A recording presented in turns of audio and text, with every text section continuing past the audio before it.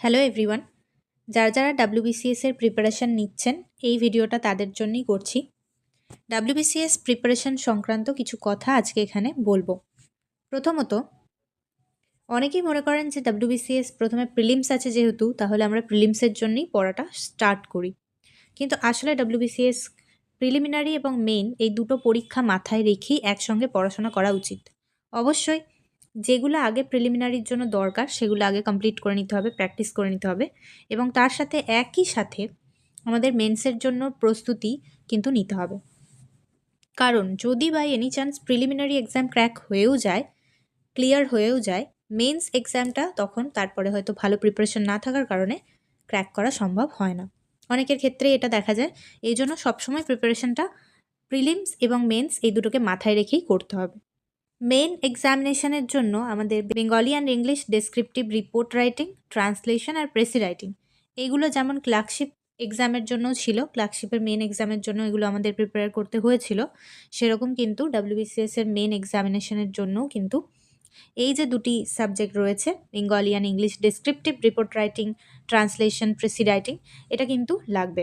Miscellaneous men's, KPSI men's যেগুলো হয় সেগুলোর জন্য এগুলো দরকার। তো এটা কিন্তু আমাদের প্রতিদিনকার প্র্যাকটিসে থাকতেই হবে। এটা কয়েক মাস বন্ধ রেখে তারপর আবার করব বা প্রিলিমসটা হয়ে যাক তারপর করব, এই ভাবনাটা থাকলে কিন্তু খুব ভুল হবে। তো আমাদের অবশ্যই মেন এক্সামের জন্য যে বেঙ্গলি ইংলিশ রাইটিংটা রয়েছে তার উপর জোর দিয়েই পড়াশোনাটা প্রথম থেকে করতে হবে। তো এবার বলবো প্রিলিমিনারি এক্সাম নিয়ে, সেখানে যে যে সাবজেক্টগুলো আছে এবং তার ক্লাস আমরা এই চ্যানেলে কিভাবে প্রোভাইড করব, কবে কোনটা আপলোড করব, সেটা আপনাদের সঙ্গে শেয়ার করছি। প্রথমত প্রিলিমসের জন্য আমাদের 12টা করে, প্রত্যেকটা জিএস পেপারের জন্য 12টা করে চ্যাপ্টার পড়লেই হয়। তারপরে বাকি 5-6টা চ্যাপ্টার থাকে যেটা আমাদের মেন্সের জন্য লাগে। তো আমরা আগে 12টা চ্যাপ্টার প্রত্যেকটা সাবজেক্টে যেটা প্রিলিমসের জন্য আছে জিএস পেপারগুলোর জন্য, সেগুলোকে আগে কমপ্লিট করব। তো চলুন ক্লাস টাইমগুলো কবে কোনটা আপলোড করা হবে সেটা দেখে নিই। তো আমাদের যেগুলো করতে হয়, English, math, reasoning, history, INM, Indian national movement, আর জিওগ্রাফি, সায়েন্সের মধ্যে 3টেই আছে, ফিজিক্স, কেমিস্ট্রি, বায়োলজি, পলিটি আর ইকোনমিক্স। এই সব কটা যে আমাদের করতে হবে, প্রত্যেকটা ক্লাস আপনারা সন্ধে 7:30টায় পেয়ে যাবেন, অর্থাৎ আপলোড করাবে ভিডিওগুলো। এই যে পেপারগুলো রয়েছে এর জন্যে 12টা চ্যাপ্টার প্রিলিমসের জন্য পড়তে হয়, আর সেই 12টা চ্যাপ্টার অবশ্যই এখানে কমপ্লিট করিয়ে দেওয়া হবে। এবার কোনটা কোন দিন করব। ইংলিশ আমরা মানডে করব। ইংলিশ গ্রামার পোর্শনটা আপনারা জানেন 25 নম্বরের থাকে, তো সেই জায়গাটা আমরা প্রত্যেক মানডে 7:30টায় আপলোড করব ক্লাসগুলো। ম্যাথ আর রিজনিংয়ের ক্লাসটা একসাথেই টিউসডে আপলোড করা হবে। হিস্ট্রি, আইএনএম এটা ওয়েডনেসডে আপলোড করা হবে। জিওগ্রাফি থার্সডে আপলোড করা হবে। সায়েন্সের 3টে পেপার আছে, কোনো দিন হয়তো একটা পেপার, কোনো দিন 2টো বা কোনো দিন 3টে, যেরকম করা সম্ভব হবে সেই অনুযায়ী ফ্রাইডেতে সেটা আপলোড করে দেওয়া হবে। আর পলিটির জন্য স্যাটারডে, আর ইকোনমিক্সের জন্য সানডে। এইভাবে প্রত্যেকটা সাবজেক্টের ক্লাস প্রিলিমসের ওপর আগে ফোকাস করা হচ্ছে, তার জন্য যতগুলো চ্যাপ্টার আছে সেগুলো আগে আপলোড করে দেওয়া হবে। তো আপনারা অবশ্যই সন্ধ্যে 7:30টার সময় চ্যানেলটা ফলো করবেন এবং সন্ধ্যে 7:30টার সময় এই সাবজেক্টগুলোর যে ক্লাস আপনারা অ্যাভেলেবেল পেয়ে যাবেন।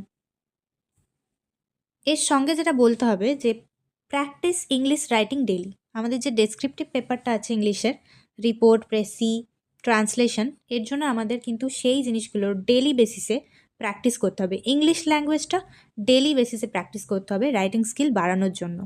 দেখুন পরীক্ষার সময় গিয়ে অনেক সময় নার্ভ ফেল করে যায়, অনেক সময় জানা জিনিস আমরা ভুলে যাই, জানা কোনো ওয়ার্ড ভুলে যাই, কিন্তু সেটা যদি আমাদের প্র্যাকটিসে থাকে আমাদের কিন্তু অন্য সিনোনিমস বা অন্য সাবস্টিটিউট কোনো ওয়ার্ড দিয়ে আমরা ইজিলি লিখে আসতে পারি বা মানেটা ধরতে পারি এক্স্যাক্টলি কী বলা হয়েছে। তো এই জন্য প্র্যাকটিস ইংলিশ রাইটিং ডেইলি বেসিসে একটা করে রাইটিং আপনাদের প্রোভাইড করে দেওয়া হবে। সেটা হয়তো ট্রান্সলেশন হতে পারে, প্রেসি হতে পারে বা রিপোর্ট হতে পারে। ডেইলি বেসিসে প্রিভিয়াস ইয়ার যে কোয়েশ্চেনগুলো এসেছিলো সেগুলো থেকে এবং নতুন কোনো টপিক থেকে অবশ্যই এই রাইটিংগুলো প্রোভাইড করে দেওয়া হবে, আপনারা সেটাও খেয়াল করবেন। Practice Bengali writing once in a week, অর্থাৎ ইংলিশ তো আমরা রোজ করব একটা করে রাইটিং, সেটা প্রেসি, ট্রান্সলেশন বা রিপোর্ট রাইটিং যাই হোক, কিন্তু বেঙ্গলি রাইটিংটাও আমাদের একই সাথে করতে হবে, কারণ আমরা বাংলা ইউজ করতেই ভুলে যাই, আর তার যে ভালো ভালো সুন্দর সুন্দর ওয়ার্ডসগুলো আছে, শব্দগুলো আছে, এগুলো ভালো করে মনে পড়ে না। এই কারণে বাংলা রাইটিংও আমাদের কিন্তু অবশ্যই করতে হবে। ওয়ান্স ইন আ উইক, সপ্তাহে 1 দিন করলেই হবে। মেবি রবিবার করে বাংলার প্রতিবেদন, সারাংশ এবং বঙ্গানুবাদ এগুলো প্রোভাইড করে দেওয়া হবে। রবিবার করে আমরা সেটা চ্যানেলে আপলোড করে দেবো। আর অবশ্যই প্রত্যেকটারই প্লেলিস্ট থাকবে, আপনার প্লেলিস্ট থেকেও চেক করে নিতে পারেন। তো অবশ্যই আমাদের প্র্যাকটিস করতে হবে বেঙ্গলি রাইটিং আর ইংলিশ রাইটিং দুটোই। বেঙ্গলি রাইটিং সপ্তাহে 1 দিন আর ইংলিশ রাইটিংটা ডেইলি বেসিসেই করতে হবে। এরপরে check community post for English words and their meaning and synonyms. Community পোস্টে আপনারা ইংলিশ ওয়ার্ডস নানান রকমের, তাদের সেন্টেন্সে ইউজ কী করা হয় সেটা আমরা ক্লাসে করাবো, আর তাদের মিনিং আর সিনোনিমসগুলো সেখানে আপনারা পেয়ে যাবেন। তো কমিউনিটি পোস্টটাও আপনারা চেক করবেন, ওখানেও কিন্তু অনেক ইংলিশ ওয়ার্ডস আপনারা পেয়ে যাবেন, এতে করে যেটা আপনাদের স্টক অফ ওয়ার্ডস বাড়াতে সাহায্য করবে। স্ট্রং ভোক্যাবুলারির জন্য আমাদের ডেইলি বেসিসে রাইটিংটা যেরকম খুব প্রয়োজন, সেটা ইংলিশের জন্য হোক, বাংলার জন্য হোক। ভোক্যাবুলারি মানে তো শুধু ইংলিশের ভোক্যাবুলারি না, বাংলারও শব্দভাণ্ডার আমাদের প্রয়োজন। এই কারণে আমাদের রাইটিং স্কিলটা বাড়ানোর জন্য ডেইলি বেসিসে অবশ্যই করে রাইটিং প্র্যাকটিস করতে হবে। আর যে কোনো নতুন ওয়ার্ড পেলে সেগুলোকে খাতায় লিখতে পারেন, আর তার সঙ্গে সেটা তারপরে 2 দিন অন্তত সেন্টেন্সে বিভিন্নভাবে কথা বলার সময় ইউজ করবেন। নিজের মনে মনে হলেও অবশ্যই ইউজ করবেন, এটা খুব ভালো হবে। তো ভোক্যাবুলারি আমাদের কিন্তু স্ট্রং করতে হবে। WBCS এর মতো এক্সামের জন্য বা যে পোস্টে আপনি চাকরি করতে যাবেন তার জন্য জিও পলিটিক্সের যে টপিকসগুলো আছে সেটার উপর গুরুত্ব দেওয়া প্রয়োজন। জিও পলিটিক্স কী চলছে, দেশ বিদেশের বিভিন্ন রকম অবস্থা, সেগুলো নিয়েও আপনাদের চর্চা থাকতে হবে। এর জন্য যে কোনো চ্যানেল আপনারা জিও পলিটিক্সের ওপর ফোকাস করতে পারেন। যেখানে যেখানে জিও পলিটিক্স রিলেটেড পড়ানো হয় বা খবর দেওয়া হয় সেগুলো, সেই চ্যানেলগুলো আপনারা একটু ফলো করবেন। এই চ্যানেলেও চেষ্টা করা হবে যাতে জিও পলিটিক্স রিলেটেড বা ওয়ার্ল্ডে কী হচ্ছে, কোথায় কোন দেশ কী নতুন জিনিস করলো, সেগুলো নিয়ে যদি কোনো ইনফরমেশন থাকে সেটাও কমিউনিটি পোস্টে হোক বা ভিডিওর মাধ্যমে অবশ্যই বলে দেওয়া হবে। কারেন্ট অ্যাফেয়ার্স অ্যান্ড জিকে, এটা খুব ইম্পর্ট্যান্ট একটা জায়গা। তো কারেন্ট অ্যাফেয়ার্স জিকে তো ঠিক আছে, সেটা স্ট্যাটিক জিকে যেটা হয় সেটা আমরা পড়ে নিলেই মনে থাকবে, কিন্তু কারেন্ট অ্যাফেয়ার্স যেটা হয় সেটা আপনি কতই বা নেবেন, কতই বা মনে থাকবে। এই কারণে যেটা করতে হবে, কারেন্ট অ্যাফেয়ার্স আগে থেকে পড়ার খুব একটা প্রয়োজনীয়তা নেই।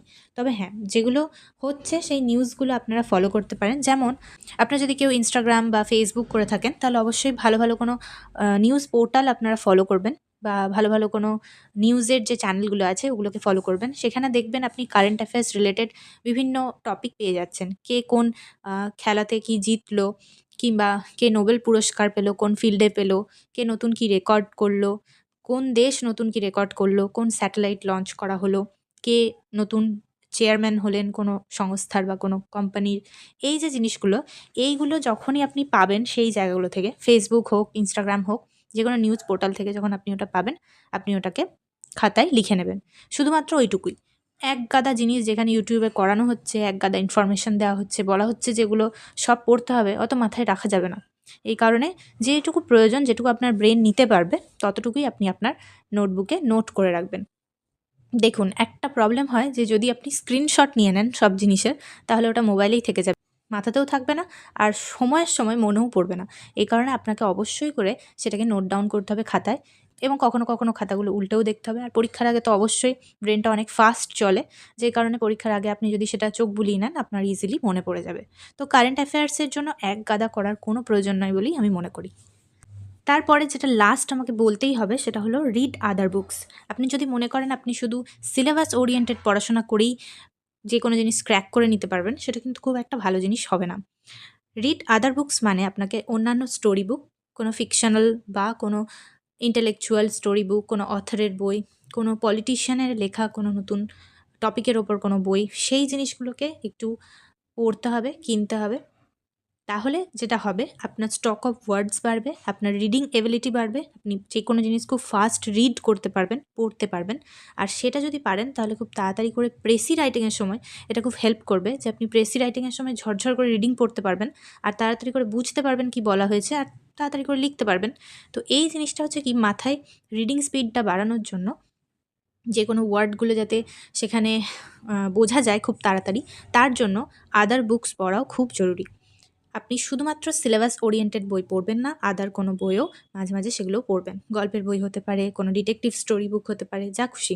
এই চ্যানেলে যে ট্রান্সলেশনগুলো আমি করাবো ভাবছিলাম, সেগুলো হচ্ছে কিছু কিছু বই আছে যেগুলো খুবই ফেমাস হচ্ছে ইদানিং। বা অনলাইনেও অ্যাভেলেবেল আছে, সেই জায়গা থেকে বইগুলোর একদিকে পড়াও হয়ে যাবে, একদিকে ট্রান্সলেশনও করানো হয়ে যাবে, প্র্যাকটিস, নতুন নতুন ওয়ার্ডস জানা হয়ে যাবে। তো সেইটার জন্যে আমরা এই চ্যানেলে সেই জিনিসগুলো প্র্যাকটিস করে নেব, যে অন্য কোনো বই থেকে আমরা ট্রান্সলেশন কখনো কখনো করে নেব। তাতে করে একটা বইও পড়া হয়ে যাবে, সেখান থেকে নতুন ওয়ার্ডসও শেখা হয়ে যাবে, আর ভোক্যাবুলারি স্ট্রং হবে, এবং সেই বইটা পড়া কমপ্লিট হয়ে গেলে আপনি সেখান থেকে যে টেন্স ব্যাপারটা ছিল, মানে কোন টেন্সে লেখা হচ্ছে, কখন কি বসছে, সেন্টেন্সের মধ্যে কোন পার্টস অফ স্পিচ ব্যবহার করা হয়েছে, কিভাবে কোথায় আছে, সেন্টেন্স স্ট্রাকচার আর কি, সেটা আমরা ভালোভাবে বুঝতে পারবো।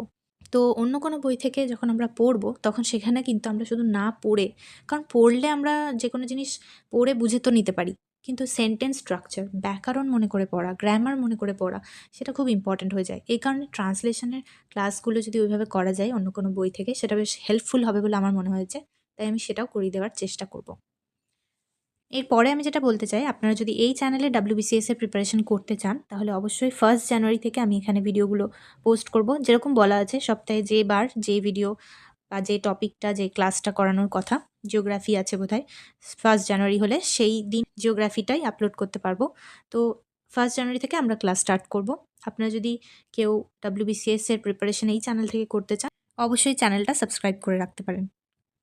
তো থ্যাংক ইউ সো মাচ আজকে এই ভিডিওটা দেখার জন্য। এটাই বলার ছিল যে আমরা প্রিপারেশনটা এই চ্যানেলে কিভাবে করব।